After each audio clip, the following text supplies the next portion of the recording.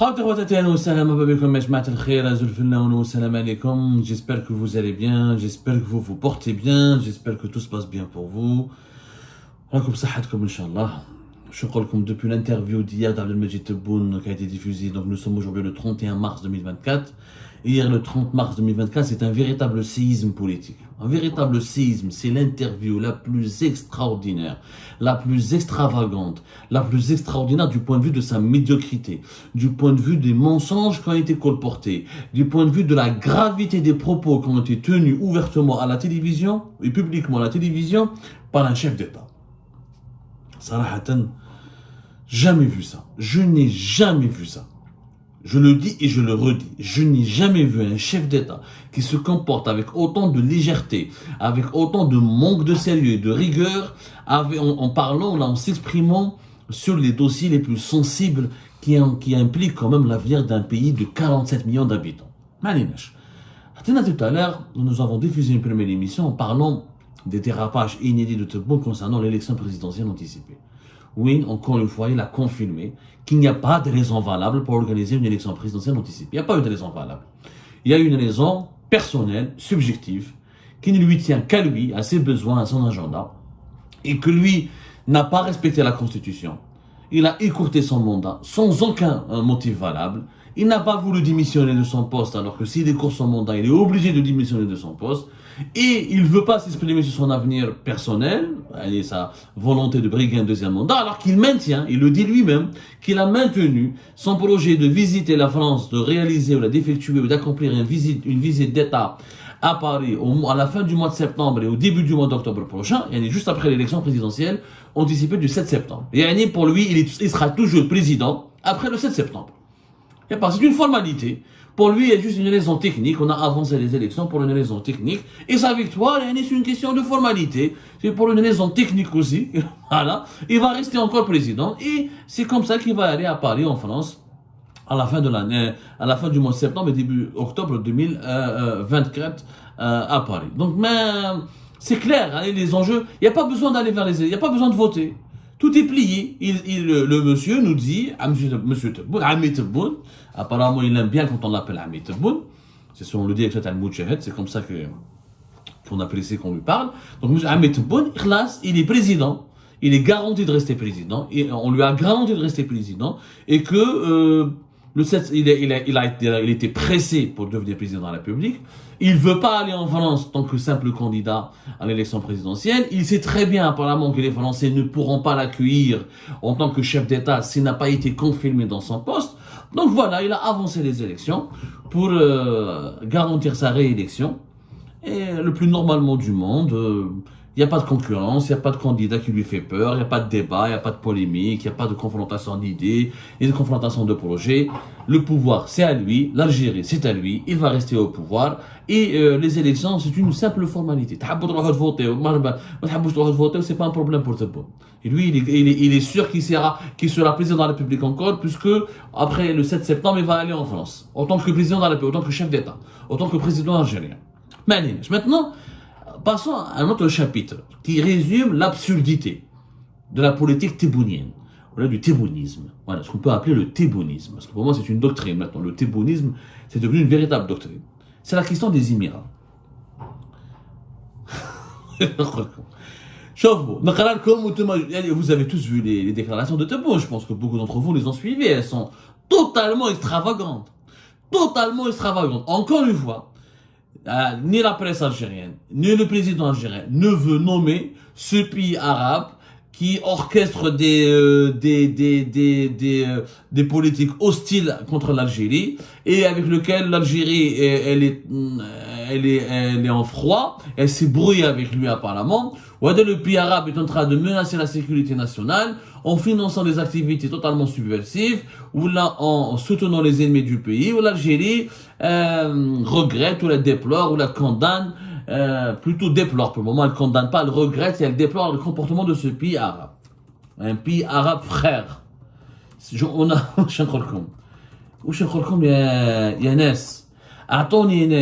ça s'est passé à dire depuis janvier, voilà, c'était le 10 janvier 2024. les agissements hostiles de la part d'un pays frère arabe à l'égard de l'Algérie. C'est la même terminologie qui a été utilisée aujourd'hui. واليوم امبارح عبد المجيد تبون واش قال لهم نحن في شهر رمضان المبارك وحرصنا على الإخوة فإننا لن نسمي هذا البلد باسمه. Alors on peut pas, parce qu'on est en plein mois du Ramadan, je ne vais pas nommer ce pays par son propre nom ou là par son nom, parce qu'on est en plein mois du Ramadan. C'est même là. يعني شوفوا. Alors, il lui-même dit que c'est un pays qui nous menace. Lui-même nous dit que c'est un pays qui complote contre nous, qu'il a des agissements hostiles contre nous, et qu'il veut torpiller notre stabilité, notre sécurité, et que notre patience elle est limitée, ou il veut faire de la fitna. Mais, Rana fi Ramadan, Rabbi yahdihum, wa qalhum Rabbi yahdihum, ou Sahha Ramadanhum, ou Rabbi yaghfir lahum, mais on ne va pas les nommer. Mais donnez-moi une attitude pareille. Est-ce que vous avez observé une telle attitude similaire dans un pays quelconque où le chef d'État de ce pays reconnaît une menace extérieure, reconnaît qu'il est exposé à un danger provenant d'un pays précis qui a été déterminé, qu'on le connaît, mais qu'il refuse de dévoiler son identité parce qu'on est en plein mois du Ramadan. Au mois de janvier 2024, c'était pas le mois du Ramadan. Le 10 janvier 2024, quand le Conseil de sécurité, quand le Haut Conseil de sécurité de l'État algérien avait accusé un pays arabe d'orchestrer des agissements hostiles à notre égard.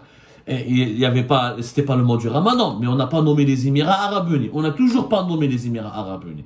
Et aujourd'hui, Abdel Majid Tebboune refuse de nommer ce pays, qui est les Émirats Arabes Unis, parce que la presse algérienne l'a nommé, la presse publique, la radio algérienne l'a nommé, la classe politique algérienne, Louisa Hennoun, Belgrina, et les partis politiques satellitaires l'ont nommé. Tout le monde l'a nommé, des figures médiatiques algériennes l'ont nommé, mais il n'y a que le président de la République et les instances officielles de l'État qui ne l'ont pas nommé.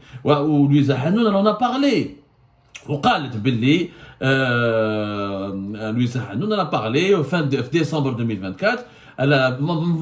Décembre 2023, avant la fin de l'année 2023, elle a dit qu'elle avait rencontré Tebboune et qu'elle lui a parlé du rôle des Émirats et que c'est lui qui lui a confirmé que les Émirats sont en train de comploter contre l'Algérie et qu'ils financent des activités subversives ou malabaliges et qu'ils ont des preuves et des données précises. Dans ce cas-là, Yanès, c'était à la mi-décembre 2023. Dans ce cas-là, la question elle est simple. Je la dis et je le redis à tous les dirigeants algériens. Mais bon sang, pourquoi avez-vous peur de nommer les Émirats? Pourquoi avez-vous peur des Émiratis? Pourquoi vous avez encore cette peur? Pas cette peur, yani cette rahba. Elle تخافوا les Émiratis. راك تقول بلي عندك des preuves. وراكم تقولوا بلي vous avez des données. وراكم تقولوا بلي vous avez des informations précises et recoupées. Qu'est-ce que vous attendez de convoquer l'ambassadeur des Émirats Arabes Unis n'a jamais été convoqué, il n'a jamais été chassé du pays, on lui a jamais demandé de partir, les relations bilatérales n'ont jamais été coupées, et lorsqu'il y a eu des rumeurs sur le départ l'expulsion de l'ambassadeur des Émirats Arabes Unis, la diplomatie algérienne, rappelez-vous, a démenti l'information en insistant sur les bonnes relations, entre les Émirats Arabes Unis et l'Algérie. C'était au mois de juin 2023, rappelez-vous, c'était au mois de juin, le porte-parole du ministère des Affaires étrangères et de la communauté nationale étrangère rejette en bloc les informations dénuées de tout fondement reliées par les réseaux sociaux et par certains médias, selon lesquels le ministère aurait sommé l'ambassadeur émiraté de quitter le territoire national et réaffirme que ces informations sont fausses et infondées et que le communiqué du ministère sont la seule source d'information. Le ministère des Affaires étrangères, au mois de juin, c'était le 22 juin 2023, le ministère des Affaires étrangères algérien, il précise que l'Algérie entretient des relations solides et privilégiées avec les Émirats Arabes Unis, un pays frère.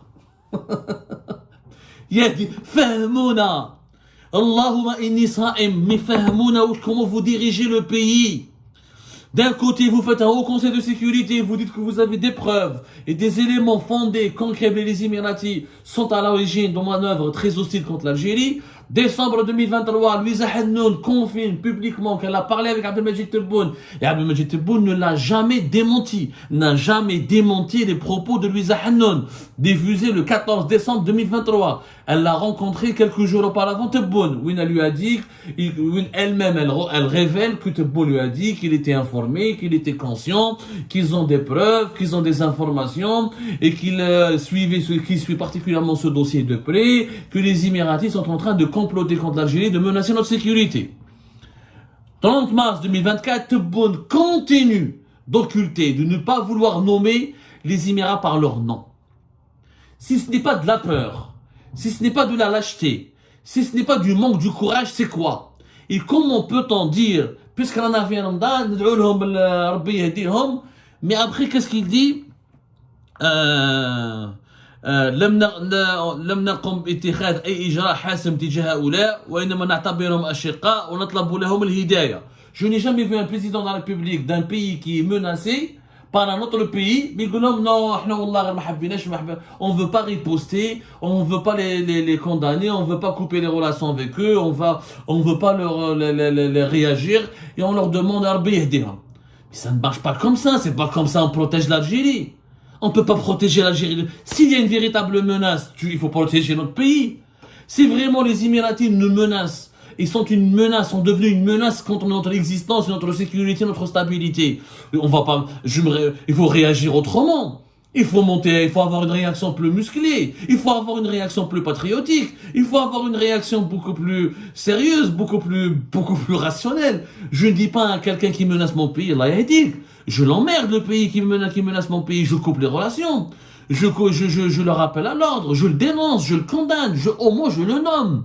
Au moins j'ai le courage de le nommer, au moins je le désigne, au moins je pointe le doigt. Au moins je le dénonce. Ça me croit, je l'ai dit, que j'ai jamais vu d'ailleurs. Je crois que George Bush, ils ont attaqué le 11 septembre, ils ont tué des Américains.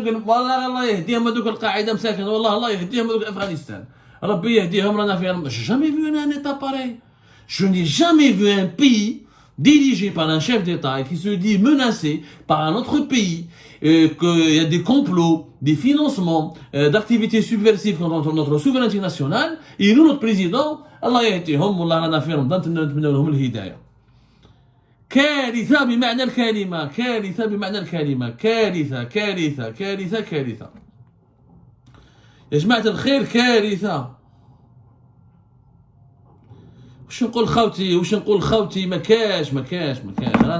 انا ما عشتهاش انا الحكايه هذه، ما جو لي جامي فيكو انا هذا، جي جامي في سيناريو با. ابخي يدي ريغاردي سكون كونتردي، مع الاول يهديهم بالهدايه، مع الاول il est réconciliant, pacifique, il essaie d'apaiser la situation, il essaie de se montrer conciliant. من بعد واش يقول؟ الجزائر لا تركع وقرارها محترم واسالوا بذلك قوه عظمى نحترمها ونحترمها. C'est-à-dire il a dit nous n'allons jamais nous agenouiller.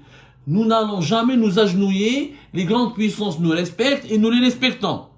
هذه الدولة تبذل الكثير من أجل إحداث الفتنة في أكثر من دول مثل السودان وليبيا والجزائر. Il dit que les Émirats, voilà, parce que le Soudan, c'est très bien que les Soudanais soutiennent la rébellion armée, les Émiratis soutiennent actuellement la rébellion des paramilitaires soudanais depuis pratiquement maintenant une année, depuis le printemps 2023, contre le général Al-Burhan, qui n'est plus l'ami des Émiratis, qui a même voulu fricoter avec les Qataris, etc.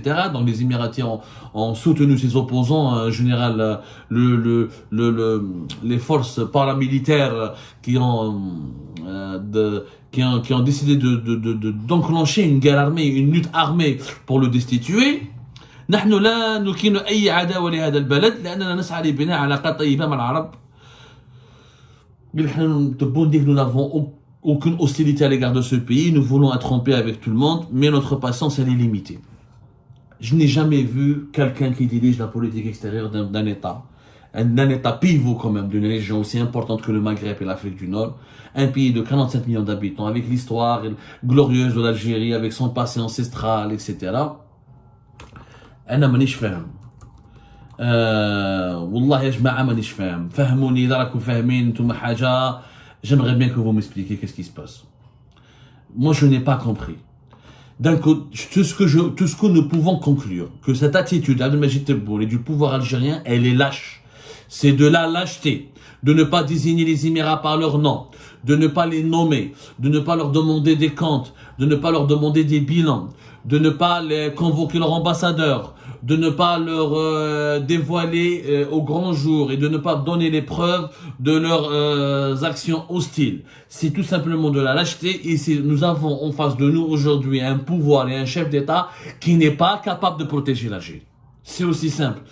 Quand un pays il est menacé par un autre pays, par une autre entité, on va pas dire à la fin Ramadan, en plein mois de Ramadan, on le dit pas ça se dit pas. Ton pays il est menacé, tu agis, tu frappes. Il faut faire preuve de sévérité. Tous les États du monde se protègent. C'est un devoir de légitime défense. C'est réellement les Émiratis ne menacent comme l'affirme le régime algérien. Il faut absolument agir rapidement. Alors si les Émirats مخلطوا في السودان. احنا شفنا que les Émiratis sont en train d'armer le général Mohamed Hamdan Dogolo. Les forces de soutien à les paramilitaires. Le conflit a commencé depuis avril 2022 et il fait pour le moment des dizaines de milliers de morts et des millions de déplacés et des situations humanitaires extrêmement graves. Extrêmement graves. On parle de plus de 5,5 millions de déplacés. Donc qu'est-ce qu'il faut attendre? Qu'est-ce qu'on attend pour riposter aux Émiratis? On attend à ce qu'une guerre éclate en Algérie, c'est ça?